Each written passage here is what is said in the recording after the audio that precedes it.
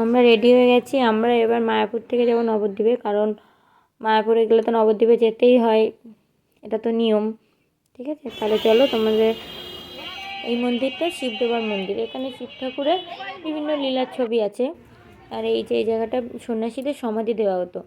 ঠিক আছে, এখানে অনেকেই বেড়াতে এসছে, দেখে নাও তোমরা।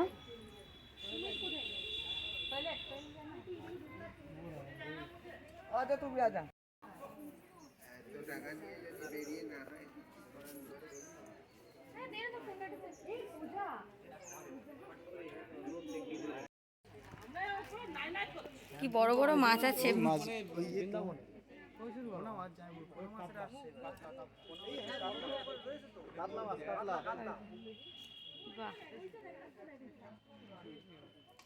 এই পুকুরে দিস না।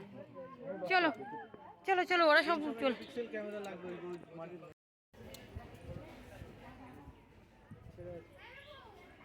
বাহ, সুন্দর দেখাচ্ছে।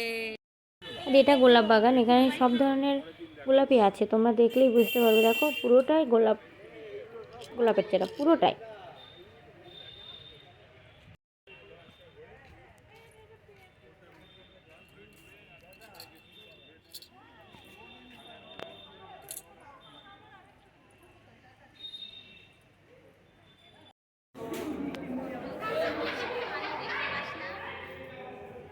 আর এটা গিরি গোবর্ধন মন্দির, দেখতেই পাচ্ছ সবাই পরিক্রম করছে, আমরাও করেছিলাম।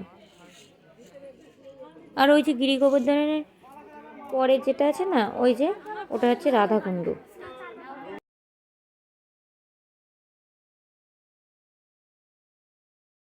আর এই মন্দিরটা আছে কৃষ্ণের যে যে কটা রূপ ছিল না, যে কটা অবতার ছিল, সেই কটা অবতারের দৃশ্য। ঠিক আছে, তোমরা দেখে নাও। আর এখানে লেখা আছে, আর এই যে দেখো কুর্ম অবতার, বরাহ অবতার।